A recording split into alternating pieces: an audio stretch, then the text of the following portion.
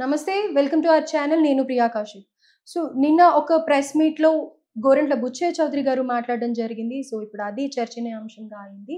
దాని గురించి డిస్కస్ చేద్దాం. ప్రస్తుతం మనతో పాటు సీనియర్ జర్నలిస్ట్ కిరణ్ పోల్దాస్ గారు. Hello sir. హాయ్ నమస్తే. అండి. నమస్తే అండి. సో, గోరంట్ల బుచ్చయ్య చౌదరి గారు నిన్న ప్రెస్ మీట్ పెట్టారు. దాంట్లో సీఎం గురించి, డిప్యూటీ సీఎం పొజిషన్స్ గురించి మాట్లాడడం జరిగింది. సో, ఆ వీడియో నేను ఒకసారి చెప్పడం కాదు, మీకు వినిపిస్తాను మాటలు. చంద్రబాబు గారు ముఖ్యమంత్రిగా ఉన్నంతకాలం ముఖ్యమంత్రి గురించి రెండో ఆలోచన ఎవరో చేయడం అనవసరం. Very clear. ఉప ముఖ్యమంత్రి ఆ రోజున ఒక అంగీకారంలో పవన్ కళ్యాణ్ గారికి ఒక్కళ్ళకే ఉప ముఖ్యమంత్రి ఇచ్చారు. అదంతా కొనసాగుతుంది.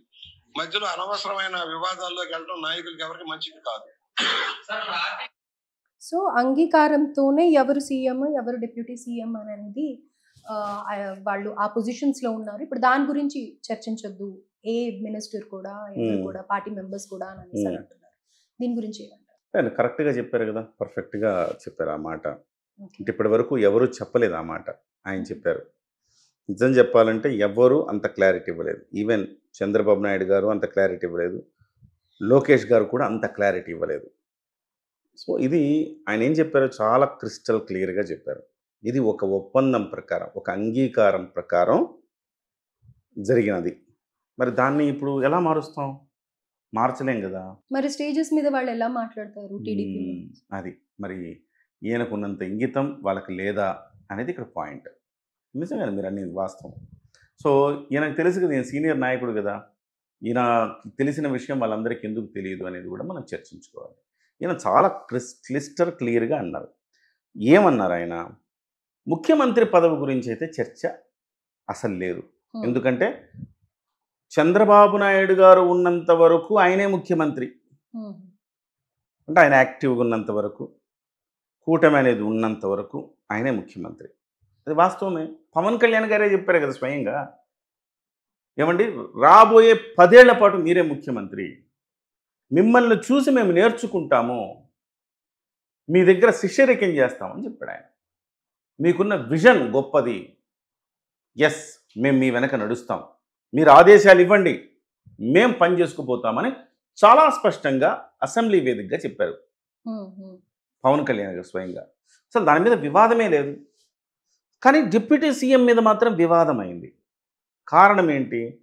ఎవరెవరెవరెవరో మాట్లాడడము, దానికి ఒకళ్ళ తర్వాత ఒకళ్ళు మాట్లాడడం వివాదమైంది. ఇప్పుడు ఈయన అంటుంది ఏంటి? ఒక ఒప్పందం ప్రకారం జరిగింది. మరి ఆ ఒప్పందం ప్రకారం పవన్ కళ్యాణ్ గారు ఒక్కళ్ళే ఉప ముఖ్యమంత్రి. మళ్ళీ అసలుకి ఎట్లా వస్తుంది ఆ చర్చ? ఆ చర్చను ఎట్లా అలౌ చేస్తారు? అంటే ఈ డిస్కషన్స్ ఎప్పటి నుంచి స్టార్ట్ అయ్యాయి అంటే, తిరుపతి స్టాంపీడ్ అయ్యింది కదా, అందులో పవన్ కళ్యాణ్ గారు మాట్లాడడం వల్ల చంద్రబాబు నాయుడు గారు సాటిస్ఫాక్షన్గా లేరు, అన్నిటికీ పవన్ కళ్యాణ్ గారు రెస్పాండ్ అవుతూ ఉన్నారు, ఆయనదే పెత్తనం అంతా అన్నట్టుగా ప్రొజెక్ట్ అవుతోంది అని అనేసి దాంట్లో ఇవన్నీ వచ్చాయి అని అనేసి బయట డిస్కషన్. కరెక్ట్ అండి. అది అది ఆయన హక్కు కదా. ఇప్పుడు ఆయన జనసేన అధినేత, ఆయన ఒక పార్టీకి అధ్యక్షులు, ఆయన స్పందన ఆయన తెలియచేయొద్దా?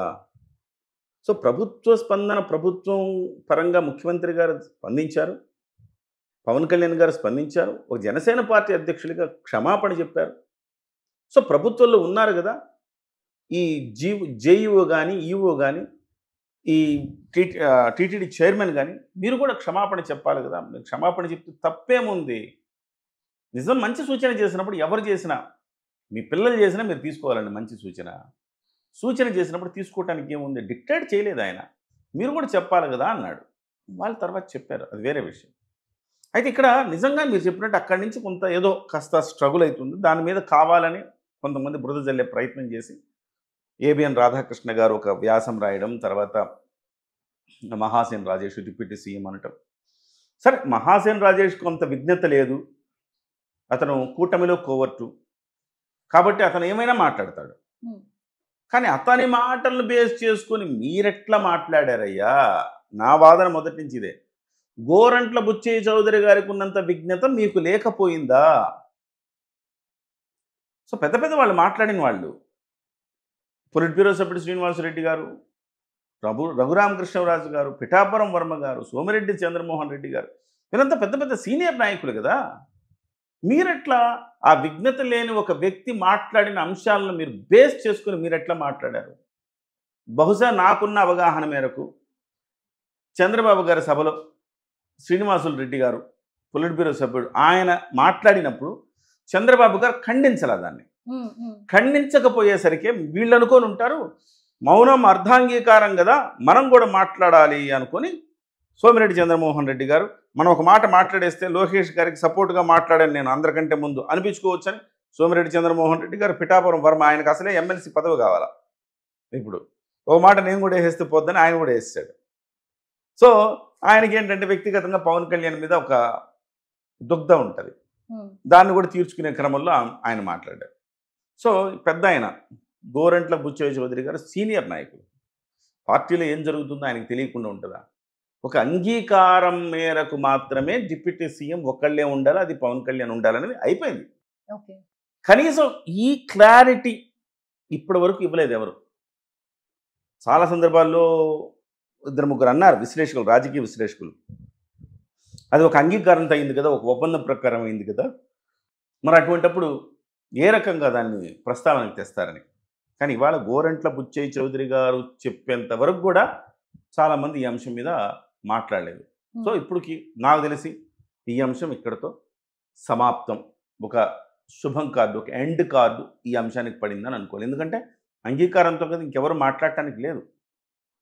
సో ఈ పెద్ద నాయకులందరూ కూడా కొంచెం గోరంట్ల బుచ్చయ్య చౌదరి గారిని చూసి మనం ఎక్కడ తప్పు చేస్తున్నాము, మనం కూడా కూటమిలో ఆజ్యం పోస్తామా, ఇంత పెద్ద నాయకులం కదా, ఇంత ఎక్స్పీరియన్స్ ఉంది కదా, మనం కూటమిలో విభేదాలు రావడానికి ఆజ్యం ఎందుకు పోయాలి అని అనుకొని ఇక నుంచి అయినా కామ్గా ఉంటారని నేను ఆశిస్తున్నా. ఇక్కడతో ఈ వివాదానికి ఒక ఫుల్ స్టాప్ పడింది అనుకుంటున్నా. చాలా చక్కగా చెప్పారు గోరంట్ల బుచ్చయ్య చౌదరి గారు.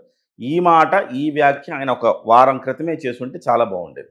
సో సార్, బుచ్చయ్య చౌదరి గారు అన్నారు, పార్టీ మెంబర్స్ మాట్లాడారు, అది పక్కన పెడితే మరోవైపు వైసీపీ కానీ లేకపోతే కనుక సాక్షి మీడియాలో కొన్ని వీడియోస్ నేను చూడడం జరిగిందనమాట. దాంట్లో వాళ్ళు ఏమంటున్నారు అంటే కనుక చంద్రబాబు నాయుడుకి ఈ వెన్నుపోటు పొడవడం అలవాటే, బికాజ్ ఎన్టీఆర్ రామారావుకి కూడా ఇలానే చేశాడు, ఇప్పుడు పవన్ కళ్యాణ్కి చేస్తున్నాడు, అంతే, ఎక్కువ రోజులు వీళ్ళేం కలిసి ఉండరు, కూటమి ప్రభుత్వం ఏం ఉండదు అని అనేసి అని అంటున్నారు. వాళ్ళు ఏంటంటే చలి కాచుకునే ప్రయత్నం చేస్తున్నారు. అక్కడ ఇల్లు కాలిపోయి ఒకటి ఏడుస్తుంటే ఇంకోటి చుట్టకి నిప్పడిగాడంట, అట్టుంది వాళ్ళ వ్యవహారం. వాళ్ళకేంటంటే ఎప్పుడెప్పుడు వీళ్ళు విడిపోతారా, ఎప్పుడెప్పుడు వీళ్ళు విడిపోతారా అని వాళ్ళు కాచు కూర్చున్నారు. సో వాళ్ళు సహజంగా అదే మాట్లాడతారు. వాళ్ళ ఏంటి, వాళ్ళ ప్రవర్తన ఎట్లా ఉంది, పవన్ కళ్యాణ్ గారిని ఎత్తుతున్నారు, చంద్రబాబు నాయుడు గారిని తిడుతున్నారు. ఎందుకంటే పవన్ కళ్యాణ్ గారిని తిడితే వాళ్ళకి దబిడిదిబిడే, తిట్టలేరు. పైగా పవన్ కళ్యాణ్ గారు చాలా స్వచ్ఛంగా నీతి నిజాయితీతో పరిపాలన చేస్తూ ఉన్నాడు. కాబట్టి పవన్ కళ్యాణ్ గారిని ఎత్తుతున్నారు. ఎత్తి అయ్యో పాపం పవన్ కళ్యాణ్ గారు ఇంత చేస్తున్నా అన్యాయం జరిగిపోతుంది, ఆయనకి నష్టం జరిగిపోతుంది అని చెప్పేసి వాళ్ళు ఈ రకంగా కుహన వ్యాఖ్యలు చేస్తున్నారు. తద్వారా జన సైనికులు నిజమే కదా అని ఒక అంబటి రాంబాబు ఇలాంటి వాళ్ళందరూ మాట్లాడుతున్నారు.